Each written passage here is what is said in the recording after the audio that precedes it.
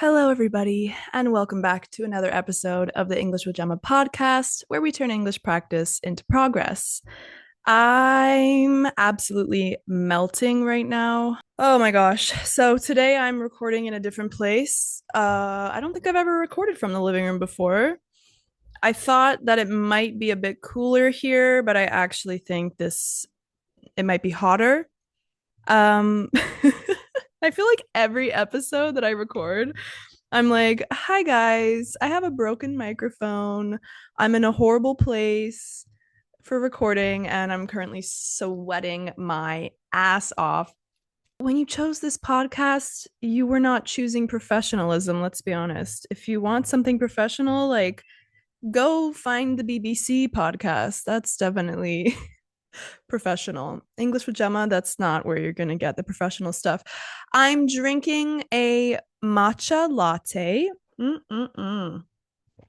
I'm very nervous that the cat is going to jump on my drink. And if I put it on the floor, he's probably going to drink it. So we'll just see how that. Oh, there he goes. Sorry for screaming into the microphone. I really need you to stop doing that, please. The cat is currently trying to play with the cord of the microphone and he will definitely disconnect it. So stop. I'm going to have to put him in jail. Jail is the floor. Goodbye. He's in jail now. All right, guys. I'm sorry for the chaotic energy today. Today, we are learning how do I explain this? Basically, how to learn grammar in a way that's not boring and not based around books. So I'm calling it grammar without the grind. Yeah, that might sound stupid, but I wanted to, I don't know, a catchy title for this episode. So this is like my method as a modern English teacher on how to learn grammar. And I think that we are taught in school to learn in really boring ways. Um, I'm currently being attacked. Okay, you need to stop. You need to stop. You're going back to jail. Back to jail. Back to jail. So, yeah, basically, I want to make something clear right from the start. There's nothing wrong with grammar books. I'm not like anti book or anti grammar in any way.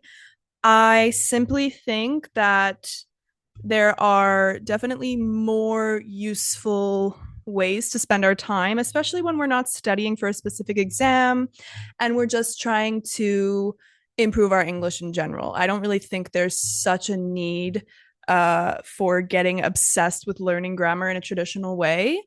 Of course, if you're studying for a Cambridge exam or something like that, I will always use a Cambridge book with my students because it's less about like learning English and more about learning the structure of the exam. So, yes, basically nothing wrong with books, of course. They can be helpful, especially if you really like or need that structure of a book.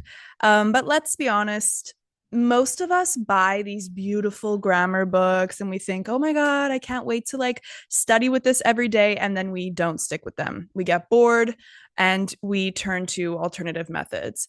So, um, another thing that I want to talk about, which I think is very important, is a lot of people feel this frustration after like 10 years of studying grammar in school in the past, and you still feel like you don't really know grammar. And maybe you know the rules, but you don't know how to follow them or you don't know how to implement them into everyday conversation.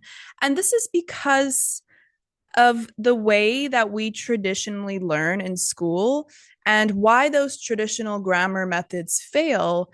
Um, it's because we're not learning in the target language and a whole bunch of other reasons that I'm about to get into. But today, before we get into that, I want to say that we are going to talk about memorization of the grammar rules, implementation, which means implementing the rules, actually using them, and also learning in context. So, not learning grammar rules in an isolated way, but how we can actually learn them in the context in which we're going to be using them.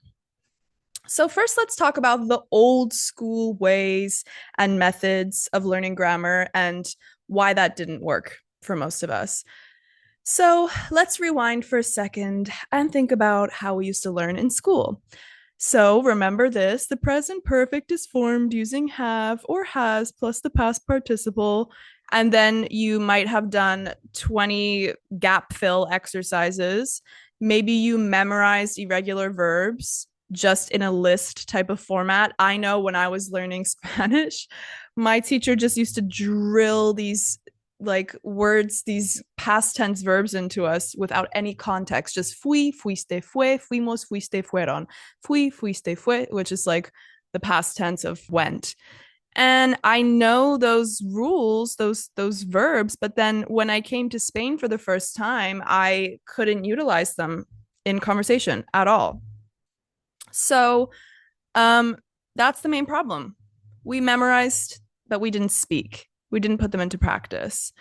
So, what is the result of this? In 2016, the EU Commission study showed that only 22% of Europeans who studied a foreign language at school said that they could have a conversation in that language later in life. Isn't that crazy? Like, most of us studied a foreign language in school, and only 22% of us can actually use it. So, you study English for 5, 6, maybe 10 years, and you still feel nervous ordering coffee or making small talk in English. It's not your fault. It's the system. The system in which we learned is broken and doesn't work. So, what we were taught about English um, was fine. We were taught about English and the rules, but we weren't taught how to use English. But the good news is we can change that starting today. So let's move on to learning grammar differently and the modern approach. So we're now in a new era. English is being taught more practically, more naturally, and more in line with how we actually acquire language. So instead of memorizing rules in isolation, we focus on context, communication, and confidence. The 3 C's: context, communication, and confidence. So, how can we learn grammar without boring grammar books? Let me break it down into 3 key parts. Like I said before, memorization, implementation, and contextual learning. So the first step is memorization, not just repeating those lists of grammar rules or conjunctions, but remembering and really doing things that for you it's useful in your memorization. Whatever technique works for you. There are so many different ones. None of them are the right way or the best way. It's all about customizing how you want to learn and the best way that you learn. So the first key is to memorize in chunks, not rules. So instead of the third conditional is if plus past perfect would have plus past participle, try memorizing whole phrases like if I had known, I would have told you. If we had left earlier, we would have caught the train. So try to learn like sentences which use the rules that actually implement the rules in a natural way rather than just learning the rule with the grammar structure without any like example. It's going to be way more helpful if you have an example. So this is called lexical chunking, and it's actually backed by research. A study by Nadinger and DeCarico 1992 showed that native speakers rely heavily on prefabricated chunks of language. This helps with fluency and accuracy. So you can use flashcards or you can use apps like Anki, Anki, and memorize phrases, not just rules with no examples. So try to make them real, like real sentences or personal sentences to your life. For example, I'm holding a kitten right now, and I could say in third conditional, if I had known how annoying he would be, I wouldn't have gotten him. I'm just kidding. I love him. He's actually falling asleep in my hand right now, which is actually not great because I need to use my hand to scroll down in my notes in a second, but that's okay.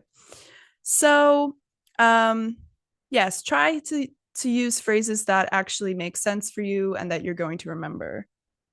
Oh, the cat has just fallen asleep in my hand. but I have to move my hand to scroll down. Sorry, guys, I have to end the podcast here because the kitten is sleeping in my head. I'm just kidding. I'm going to try and put him down gently, and maybe he'll fall asleep on his own. Okay. The next section is implementation. So either you use it or you lose it. So you cannot learn and memorize grammar if you don't actually use it in context. So after memorizing a phrase like, if I had known, I would have blah, blah, blah, try using it in real life, like in a conversation. Speak it out loud to yourself. Describe your day. Describe what you would have done differently in that day if you're using third conditional. Write daily mini journals. Join conversation groups. There's plenty of online apps that you can use to talk to other people, and join an English class if you can. Use the grammar that you're learning. The next really important part is context. Learning in context. I think this is where it all comes together. Instead of learning rules and just trying to remember when to use them, do the opposite. Start with real content like a podcast, a YouTube video, a short story, and just notice the grammar that's being used. The technique is called input-based learning. Dr. Stephen Krashen, a leading linguist, argues that comprehensible input is the most effective way to acquire the language, not just learn it. So here's what to do. Choose content that is a bit more above your level, just like one level above. Watch or read it for enjoyment, not to study grammar, and then go back and notice interesting grammar structures. For example, you hear, I've been working on this project for 2 weeks. So you ask yourself, why is it I have been working and not I have worked? Can I think of a sentence from my own life that would work in this way? Then write it down. I've been learning English for 3 years, for example. So boom, grammar is learned in context and then personalized.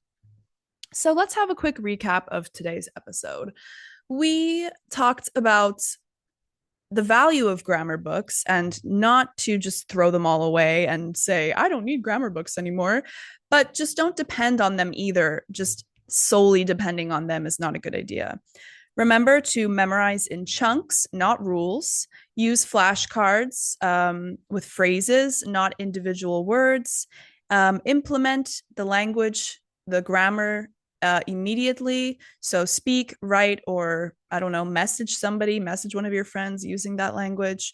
And then finally, focus on context. Learn grammar naturally by seeing and hearing it used. And most importantly, as always, don't be afraid to make mistakes.